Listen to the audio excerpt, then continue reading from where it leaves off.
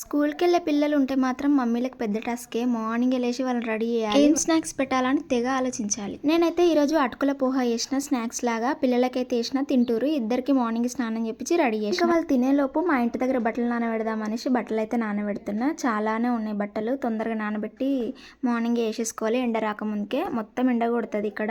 ఏం చెట్లు లేవు నేను పని చేసుకున్న దగ్గర. చాలా ఎండ కొడుతుంది. ఒక్కరోజు బట్టలే కానీ టబ్బర్ బట్టలు ఉన్నాయి. ఏంటో ఒక్కరోజు నిగానం అయిపోతాయి. పిల్లలవే చాలా ఉంటాయి. అది వాడేసుకోవడం ఇది వాడేసుకోవడం చేస్తారు కాబట్టి బట్టల మీద ఇక వాళ్ళవే ఎక్కువ ఉంటాయి. మావే ఒక్కొక్కటే ఉంటాయి.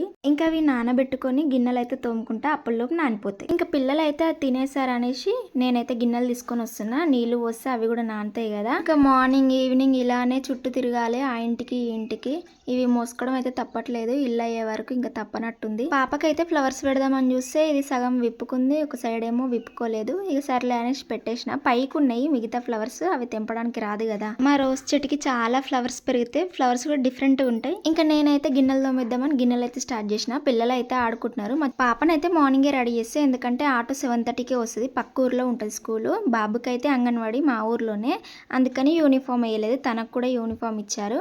వాడు ఖరాబ్ చేసుకుంటాడు కాబట్టి వెళ్ళేటప్పుడు రెడీ చేసి పంపిస్తా. స్నానం అయితే వాళ్ళిద్దరికి ఒకేసారి చేపిస్తా. ఇక నేను గిన్నెలు అయితే అయిపోయినాయి. అవి ఏదైనా పని అయిపోతే మస్తు సాటిస్ఫాక్షన్ ఉంటుంది కదా. బట్టలు అయితే స్టార్ట్ చేస్తున్నా. పిల్లలవే చాలా ఉన్నాయి.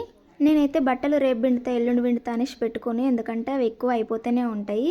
అందుకనే పిండేసుకుంటా. మళ్ళీ పిల్లలవి కూడా ఇన్నర్స్ ఉంటాయి కదా, అవి డైలీ మనం యూజ్ చేస్తాం కాబట్టి వాళ్ళకి ఉండాలి కంపల్సరీ. అందుకనే డైలీ విండేసుకుంటా. ఎప్పుడైనా నేనే విండుకోవాలి కదా, అందుకనే బట్టలు కూడా అయితే అయిపోయినాయి అవి. బట్టలు జాడిద్దామంటే మా ఆయన స్లాబ్కి వాటర్ పడుతుండు. అందుకనే ఈయన తర్వాత పట్టాలి అయిపోయినాక.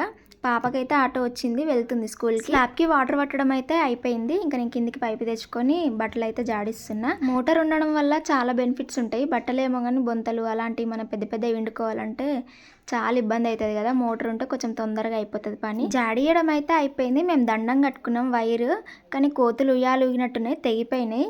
ఇంకా జాలి కనబడుతుంది కదా, అది పక్కన వాళ్ళదనమాట. సర్లే అనేసి దాని మీద ఆరేస్తున్నాం. పిల్లలకైతే ఒక చిన్న స్టాండ్ ఉంది, దాని మీదనే వాళ్ళకి సరిపోతాయి. వాళ్ళకి దాని మీద ఆరేసి మావైతే ఆ జాలి మీద ఆరేస్తా. ఏంటో ఈ ఇల్లు అయ్యే వరకు చాలా కష్టం అయ్యేటట్టుంది. బట్టలు కూడా పిండేస్తే ఆరేయడానికి ప్లేసే దొరకట్లేదు. ఇంకా నేనైతే పిల్లలవి అక్కడ ఆరేసి పైన మావే ఆరేసుకున్నా.